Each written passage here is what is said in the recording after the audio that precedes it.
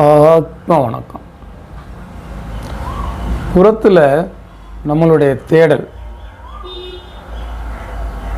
நமக்கு சொத்து சுகத்தை தேடித்தரும், நம்மளுடைய ஆசைகளை நிறைவேற்றும்.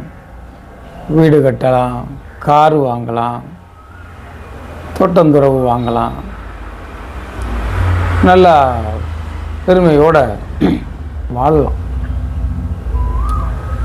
ஆனால் இது நம்மளுடைய முக்திக்கு வழிவகுக்குமா அப்படின்னா, எத்தனை கோடி சம்பாதிச்சிருந்தாலும் முக்திக்கு அது வழிவகுக்காது.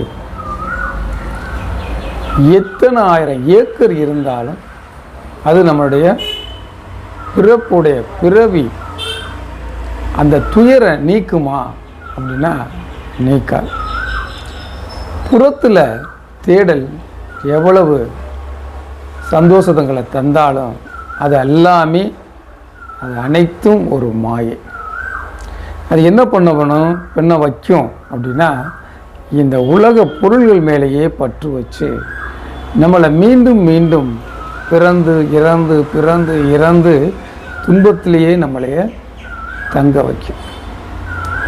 ஆனால் அந்த தேடல் உள்முகமாக திருப்பி தன்னைத்தான்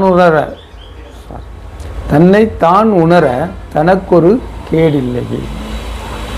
அதுபோல அது தன்னை உணர்ந்தால் நம்மளுடைய கர்ம வினைகளை அறுத்து, பிறவிங்கிற கர்ம வினையை அறுத்து பிறவா நிலையை தர்றதுக்கு வாய்ப்பு இருக்குது. அது தன்னை தான் உணரும் உள்முக தேடல். இதுதான் புறத்தில் உள்ள தேடலுக்கும் அகத்தில் உள்முகமாக தேடலுக்கும் உள்ள வித்தியாசம். ஆத்ம வணக்கம்.